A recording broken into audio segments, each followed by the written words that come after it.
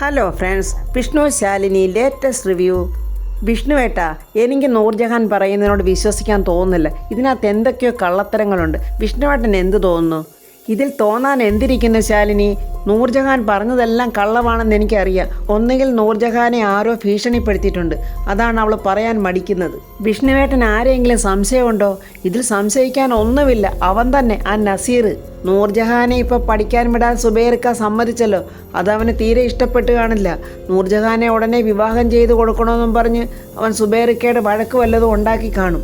സുബൈർക്ക അതിനെ എതിർത്ത് കാണും. അതിനവൻ ചെയ്തതാണിതൊക്കെ.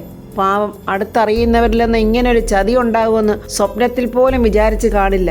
സുബൈർ കണ്ണു തുറന്നു. നൂർജഹാൻ ചെന്ന് ബാപ്പിച്ചിന്ന് പറഞ്ഞ് കരയുവാണ്. അവിടെ നിൽക്കുന്ന സിസ്റ്റർമാർ പറയുന്നു, പേടിക്കണ്ട, ഇപ്പോൾ അല്പം ചൂടുണ്ട്, അത് ഈ മരുന്ന് അങ്ങോട്ട് ചെല്ലുമ്പോഴങ്ങ് മാറിക്കോളും. സുബൈർക്ക ഒന്നും മിണ്ടാതെ ഇങ്ങനെ കണ്ണും തുറന്ന് മുകളിലോട്ട് നോക്കി കിടക്കുവാണ്. വിഷ്ണുവും ശാലിനിയും അടുത്തോട്ട് ചെല്ലുന്നുണ്ട്. ബാപ്പിച്ചി, ഇതാരൊക്കെയാ വന്നിരിക്കുന്നതെന്ന് നോക്കിക്കേ എന്നിങ്ങനെ നൂർജഹാൻ പറയുമ്പോൾ സുബൈർക്ക കണ്ണിങ്ങനെ ചരിച്ച് വിഷ്ണുവിനെയും ശാലിനിയെയും നോക്കുന്നുണ്ട്. പാവം, മിണ്ടാൻ കഴിയുന്നില്ല. സുബൈർക്ക, സങ്കടപ്പെടല്ലേ, മരുന്ന് കഴിക്കുമ്പോൾ ഇതൊക്കെ അങ്ങ് മാറിക്കോളും. പഴയതിനേക്കാളും 10 മടങ്ങ് ആരോഗ്യത്തോടെ എൻ്റെ സുബൈർക്ക തിരിച്ചു വരും. ഇതിപ്പോൾ ആരാ ഉപദ്രവിച്ച നാളെ കണ്ടില്ല ഇല്ലേ? ഇതിങ്ങനെ ശാലിനി പറയുമ്പോൾ വിഷ്ണു പറയുക, ഞാൻ അങ്ങോട്ട് ഓടി വന്നപ്പോൾ നൂർജഹാൻ പറഞ്ഞത് ബാത്റൂമിൽ തെന്നി വീണെന്നാ. അതെന്താ ആളിനെ പറയാത്തതെന്ന് എനിക്ക് ഊഹിക്കാവുന്നതേ ഉള്ളൂ. ശാലിനി പറയുന്നു, തെറ്റ് ചെയ്തവരെ നമ്മൾ നിയമത്തിൻ്റെ മുന്നിൽ കൊണ്ടുവരണം. നമ്മളിത് കംപ്ലൈൻറ്റ് ചെയ്തില്ലെങ്കിൽ അവരെ വീണ്ടും തെറ്റ് ചെയ്യാൻ പ്രേരിപ്പിക്കുന്ന പോലെ ആയിപ്പോവും. കംപ്ലൈൻറ്റ് കൊടുക്കണമെന്ന് തന്നെയാ വിഷ്ണുവേട്ടനും ശാലിനിയേച്ചിയൊക്കെ പറയുന്നത്. എന്താ ബാപ്പിച്ചി ചെയ്യേണ്ടത്? ബാപ്പിച്ചി പറയുന്ന പോലെ ചെയ്യാം. കംപ്ലൈൻറ്റ് കൊടുക്കണോ? സുബൈർക്ക ഒന്നും മിണ്ടാതെ കണ്ണടയ്ക്കുവാണ്. നൂർജഹാൻ പറയുക, കണ്ടില്ലേ, ബാപ്പിച്ചി സമ്മതിക്കില്ല.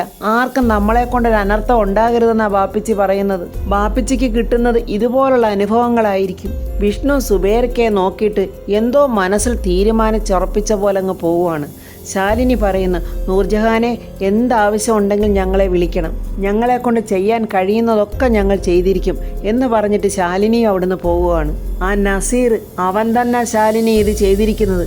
അവനുള്ളത് പോലീസ് കൊടുക്കണ്ട, ഈ വിഷ്ണു കൊടുത്തോളാം. രോഹിത്തിനെ ജാമ്യത്തിലൊക്കെ എടുത്ത് സുസ്മിതയും ചന്ദ്രബോസും ഉപേന്ദ്രനും ഒക്കെ കൂടെ കൊണ്ട് ഇരുത്തിയപ്പോൾ ഉണ്ട്. സുസ്മിത പറയുക, മലയാളത്തിലൊരു ചൊല്ലുണ്ട്, ഓടുന്ന നായ്ക്ക് 1 മഴ മുമ്പേ കുരുക്കറിയണമെന്ന്. ഇവിടിപ്പോഴാണെങ്കിൽ എറിയേണ്ട സമയമൊക്കെ കഴിഞ്ഞ്, എറിയുന്നത് പോയിട്ട് ഒന്ന് ചിന്തിക്കാൻ പോലും സമയം തരുന്നില്ല. ശാലിനിയുടെ ഇപ്പോഴത്തെ പോക്കിനെക്കുറിച്ചാണ് ഞാൻ നിങ്ങളോട് പറയുന്നത്. അഴിച്ചുവിട്ട പട്ടത്തെ പോലെ അവൾ നമ്മുടെ തലയ്ക്ക് മുകളിൽ കൂടി ഇങ്ങനെ പാറി പറക്കുവാണ്.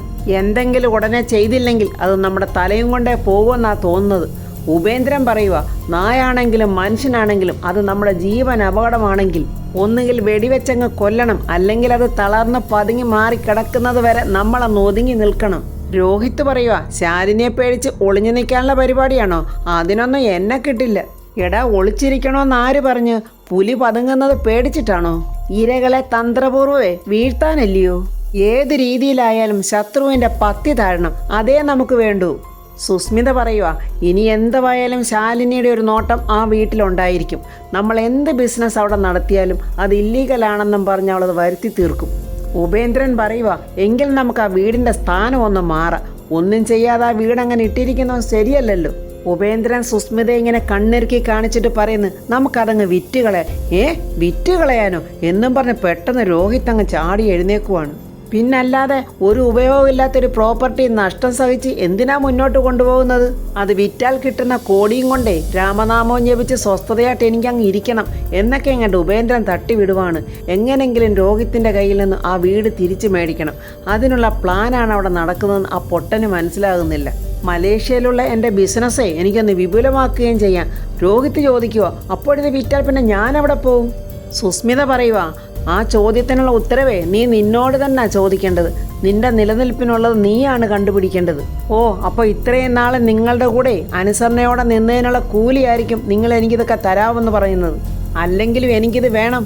വേണ്ടപ്പെട്ടവരെയൊക്കെ വെറുപ്പിച്ച് നിങ്ങളോടൊപ്പം ഒപ്പത്തിനൊപ്പം ഞാൻ നിന്നതിന്, ദ്രോഹിച്ചതിനും ഒക്കെ എന്തെങ്കിലും ഒരു തിരിച്ചടി ഉണ്ടാകുമെന്ന് ഞാൻ പ്രതീക്ഷിച്ചതാണ്. പക്ഷേ അത് ഇത്രയും പെട്ടെന്നുണ്ടാകുമെന്ന് ഞാൻ പ്രതീക്ഷിച്ചില്ല. വിഷ്ണുവും ശ്യാമയൊക്കെ പറഞ്ഞത് ശരിയാണ്. നിങ്ങൾ എന്നെ വെറും ഒരു ടൂളായിട്ട് ഉപയോഗിക്കുമായിരുന്നല്ലേ? ഇതുവരെയും കണ്ട സുസ്മിതയല്ല ഇപ്പോൾ രോഹിത്ത് കാണുന്നത്. അവിടെ മട്ടവും ഭാവവും ഒക്കെ അങ്ങ് മാറി. പിന്നെ നീ എന്ത് കരുതിയടാ? കൊട്ടാരവും കെട്ടിത്തന്ന് നിന്നെ അവിടെ രാജാവായിട്ട് ആജീവനാന്തം വാഴിക്കുവന്നോ? ഞങ്ങളുടെ ലക്ഷ്യങ്ങൾക്ക് ചൂണ്ടിക്കാണിക്കാൻ ഒരാൾ വേണമായിരുന്നു.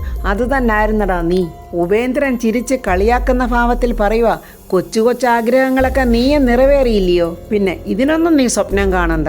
ഈ വീട് ഞാൻ വിൽക്കാൻ തന്നെ തീരുമാനിച്ചതാ. രോഹിത് പറയാ, ഇതിപ്പോ കുപ്പിയിൽ കിടന്ന ഭൂതത്തിൻ്റെ പോലെ ആയല്ലോ. ഒരു സുപ്രഭാതത്തിലെ എല്ലാം വാരിക്കോരി അങ്ങോട്ട് തന്ന്, പിന്നെ അടുത്ത സുപ്രഭാതത്തിലെ എല്ലാം തിരിച്ചങ്ങോട്ട് ചോദിച്ചാലേ ഏതൊരാളും അത് കൊടുക്കാനൊന്ന് മടിക്കും. പെട്ടെന്ന് ഉപേന്ദ്രൻ ചാടി എഴുന്നേറ്റിട്ട് പറയുക, നീ പറഞ്ഞതെനിക്ക് മനസ്സിലായില്ല. അവരുടെ ചതി മനസ്സിലാക്കിയ രോഹിത് പറയുന്നു, മനസ്സിലാക്കാനൊന്നുമില്ല. ആ വീടും സ്ഥലവും വിൽക്കാനേ എനിക്ക് മനസ്സില്ല. മറ്റൊരാളുടെ താല്പര്യം നടത്താനേ ഞാൻ സമ്മതിക്കത്തതുമില്ല. സുസ്മിത പറയുക, അങ്ങനെയൊന്നും അല്ലല്ലോടാ നമ്മൾ പറഞ്ഞുറപ്പിച്ചത്.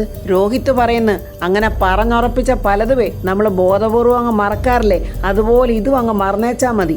അവിടെ എന്ത് ചെയ്യാനും ഞാൻ നിങ്ങളുടെ കൂടെ ഉണ്ടാവും, പക്ഷെ വിൽക്കുന്നതൊഴിച്ച്. ഇനി ഇക്കാര്യത്തിലൊരു ചർച്ചയില്ല എന്ന് ദേഷ്യത്തോടെ പറഞ്ഞിട്ട് രോഹിത് അവിടെ നിന്ന് പോവുകയാണ്. ഇടംതിരിവാണല്ലോ ഇവൻ കാണിക്കുന്നത്. ഉപേന്ദ്രൻ പറയുക, സംശയം വേണ്ട, അവൻ തിരിഞ്ഞു കൊത്തി. ഇനിയിപ്പോൾ വേണ്ടതേ നമ്മൾ കൊടുത്ത പാലിങ്ങി തിരിച്ചെടുക്കണം. അതിനി എങ്ങനെ വേണമെന്ന് ഇവൻ്റെ പോക്ക് നോക്കിയിട്ട് ഞാൻ പറയാം. എന്നെ ചതിക്കാമെന്ന് ഇവൻ വിചാരിച്ചിട്ടുണ്ടെങ്കിൽ പിന്നെ ഇവൻ്റെ 16 ഉണ്ടിട്ടേ ഞാൻ ഇവിടുന്ന് പോകൂ. നമ്മുടെ വിഷ്ണുവും കമലിനും കൂടെ വിഷ്ണുവിൻ്റെ ഓട്ടോറിക്ഷയിൽ നസീറിൻ്റെ വീട്ടിലോട്ട് വന്നിരിക്കുവാണ്. എടാ, ഇത് അവൻ്റെ വണ്ടിയല്ലയോ? നസീറിൻ്റെ വണ്ടിയുടെ വാതൊക്കെ കിടപ്പുണ്ട്. അതേ ആസാനെന്ന് പറയുന്നു. അപ്പോഴവൻ ഇവിടെ തന്നെ ഉണ്ടടാ. നസീർ അകത്ത് ഗുണ്ടകളോട് സംസാരിച്ചുകൊണ്ടിരിക്കുവാന്ന്. എടാ, ഇനി നമ്മുടെ ഓരോ നീക്കങ്ങളും വളരെ സൂക്ഷിച്ചു വേണം. എവിടെങ്കിലും ഒന്ന് പാളിയാൽ എല്ലാം തീർന്നു, അറിയാലോ. വിഷ്ണുവും കമലും അവരുടെ അടുത്തേക്ക് ചെല്ലുവാണ്. നസീറും ആ ഗുണ്ടകൾ ഒട്ടും പ്രതീക്ഷിച്ചില്ല വിഷ്ണു അവിടെ ചെല്ലുമെന്ന്. വിഷ്ണു ഇങ്ങനെ അവിടേക്ക് ഒന്ന് ചുറ്റും നോക്കിയിട്ട് പറയുക, കൊള്ളാവല്ലോ, താവളത്തിന് പറ്റിയ സ്ഥലമാണല്ലോ. നസീർ ചോദിക്കുക, താനെന്താ ഇവിടെ? അത് ഞാൻ പറയാം. ഞാൻ വന്നതേ എനിക്ക് നിന്നോടൊരു കാര്യം പറയാനുണ്ട്. നസീർ ഒരു കളിയാക്കൽ പോലെ, ഓ കേട്ടില്ല, എന്തുവാ? അതേ, എനിക്ക് നിന്നോടൊരു കാര്യം പറയാനുണ്ടെന്ന്. പെട്ടെന്ന് നസീർ അവിടെ നിൽക്കുന്ന ഗുണ്ടകളോട് പറയാം, ഡാ, ഇവൻ എന്തോ പറയാൻ വന്നിട്ടുണ്ട്, അത് കേട്ടിട്ടേ എന്താന്ന് വന്നാൽ എന്നോട് പറ എന്നും പറഞ്ഞിങ്ങനെ പോകാനൊരുങ്ങുമ്പോൾ നമ്മുടെ വിഷ്ണു അവൻ്റെ നെഞ്ചത്ത് പിടിച്ചവിടെ നിർത്തുവാണ്. അങ്ങനെ അവിടെ നമ്മുടെ വിഷ്ണുവിൻ്റെയും കമലൻ്റെയും അരങ്ങേറ്റം തന്നെ നടക്കുവാണ്. അടിച്ച് പൂസാക്കി പൊളിച്ചവന്മാരെ ഓരോ മൂലക്കിരുത്തുന്നുണ്ട്. വിഷ്ണുവിൻ്റെ നേരെ അവന്മാർ എഴുന്നേറ്റിട്ടിങ്ങനെ കഴിഞ്ഞുകൊണ്ടുമ്പോൾ വിഷ്ണു പറയാം, വേണ്ട, ഞാൻ ഒന്ന് ഫോൺ ചെയ്താൽ മതി. ഓട്ടോ സ്റ്റാൻഡിലെ സകല അവന്മാർ ഓട്ടോ എടുത്തിങ്ങ് എത്തും. എങ്ങനെ നോക്കിയാലും ഓട്ടോക്കാരുടെ അടിയുടെ ചൂട് നിങ്ങളുടെ കയ്യിലെ ഈ തഴമ്പിനൊന്നും ഉണ്ടാവില്ല. മര്യാദയ്ക്കാണെങ്കിൽ മര്യാദയ്ക്ക്, അല്ലെങ്കിൽ ഓട്ടോക്കാരുടെ ഐക്യത കാണണമെങ്കിൽ ഞാനിപ്പോൾ കാണിച്ചു തരാം, മാറി നിൽക്കടാ അങ്ങോട്ട് എന്ന് വിഷ്ണു ഇങ്ങനെ അലറുവാണ്. അപ്പോഴേ അവൻ്റെ കൂട്ടുകാർ ഗുണ്ടകൾ അങ്ങോട്ട് മാറി നിൽക്കുന്നു.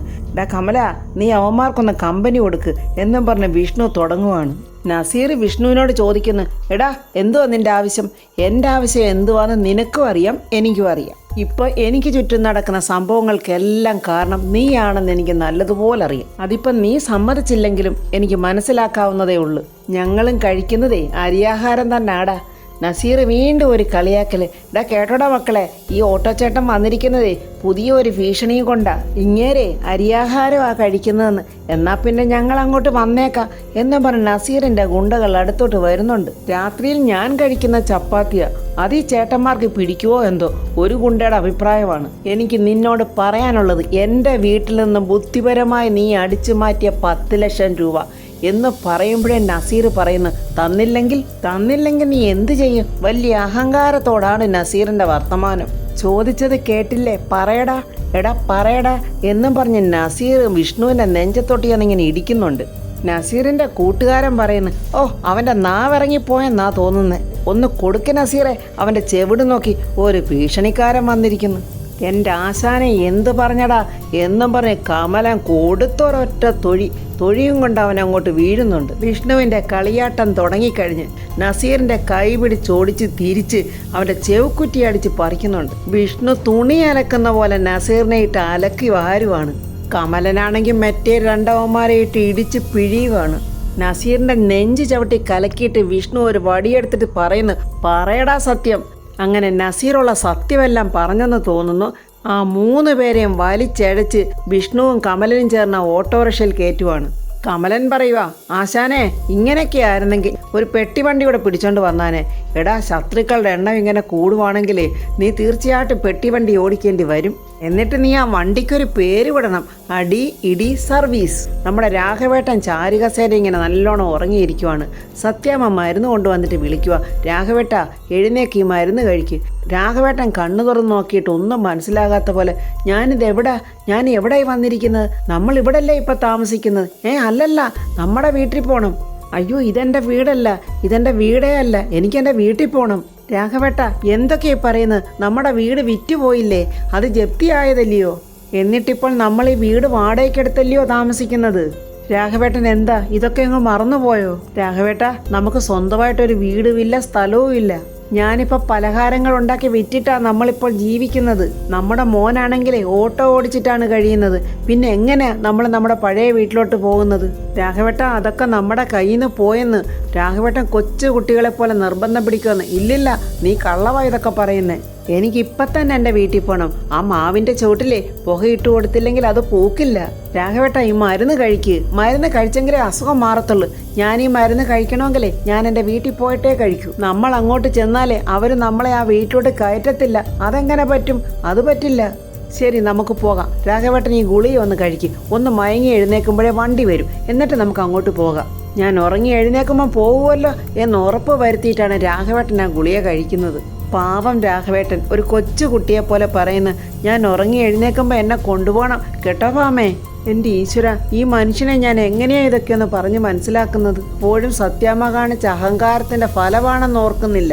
ചന്ദ്രബോസ് സുസ്മിതയോട് സംസാരിക്കുന്നത്, എനിക്കിപ്പോൾ ഒരു അർജൻറ്റ് മീറ്റിംഗ് ഉണ്ട് മോളെ, അത് കഴിഞ്ഞിട്ട് ഞാൻ സംസാരിച്ചോളാം. ആ സമയത്ത് ഓട്ടോറിക്ഷയിൽ വിഷ്ണു നസീറിനെയും അവൻ്റെ കൂട്ടാളികളെയും അങ്ങോട്ട് കൊണ്ടുവരുവാണ്. ചന്ദ്രബോസ് ഓട്ടോറിക്ഷയുടെ പേര് വായിക്കുന്നത് ഓട്ടോശ്രീ. ഇതെവിടെയോ കണ്ടിട്ടുണ്ടല്ലോ. വിഷ്ണു ആ ഓട്ടോയിൽ നിന്ന് ഇറങ്ങി വരുന്നത് കണ്ടിട്ട് ചന്ദ്രബോസ് പറയാം, വെറുതെ അല്ല അവൻ ഈ ഓട്ടോയ്ക്ക് ശ്രീ എന്ന് പേരിട്ടത്. കുടുംബശ്രീ, ഓട്ടോശ്രീ. ഇവനാണെങ്കിൽ കുടുംബത്തോടൊപ്പം ജീവിക്കാനും കഴിയുന്നില്ല. വിഷ്ണു ഒറ്റയ്ക്ക് ചന്ദ്രബോസിന്റെ അടുത്തോട്ട് ചെല്ലുവാണ്. ചന്ദ്രബോസ് ഒരു കളിയാക്കി ചിരിച്ചോണ്ട് പറയുന്നത്, നീ എന്തുവാടാ ഓടി ഓടി താഴോട്ടാണോ പോകുന്നത്? ഞാൻ കരുതിയത് നീ ലോറി ഓടിച്ചു കഴിയുമ്പോൾ നീ കണ്ടെയ്നർ ആയിരിക്കും ഓടിക്കുന്നതെന്ന്. വിഷ്ണു അതേ ടോണിൽ തന്നെ പറയുന്നു, എന്ത് ചെയ്താലും നിങ്ങളെപ്പോലുള്ളവർ ജീവിക്കാൻ സമ്മതിക്കത്തില്ലല്ലോ. ഇതാവുമ്പം കിട്ടുന്ന പെട്ടിക്ക് ഗാന്ധി കുറച്ച് മതിയല്ലോ.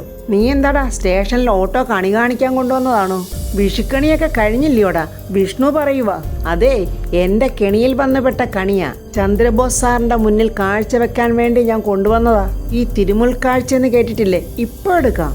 എടാ കമല, എടുക്കടാവന്മാരെ. അങ്ങനെ വിഷ്ണു നസീറിൻ്റെ കഴുത്തെ പിടിച്ച് അങ്ങോട്ട് കൊണ്ടുവരുവാണ്. ചന്ദ്രബോസ് ഒരു ശില പോലെ അത് നോക്കി നിൽക്കുവാണ്. അപ്പോൾ ഫ്രണ്ട്സ്, ചന്ദ്രബോസ് ആ കേസ് എങ്ങനെയൊക്കെ അട്ടിമറിക്കാവോ അങ്ങനെയൊക്കെ ശ്രമിക്കും. സത്യാമ്മയുടെ കയ്യിൽ നിന്ന് അടിച്ചു മാറ്റി ആ 10 ലക്ഷം രൂപ ചന്ദ്രബോസ് തന്നെ അടിച്ചു മാറ്റുമോന്നും അറിയില്ല. ഇനി അതിനെക്കുറിച്ചുള്ള റിവ്യൂമായി നമുക്ക് നാളെ കാണാം. എൻ്റെ ഈ റിവ്യൂ ഇഷ്ടപ്പെട്ടാൽ ലൈക്കും കമൻസും, സബ്സ്ക്രൈബ് ചെയ്യാത്തവർ സബ്സ്ക്രൈബ് ചെയ്യണേ.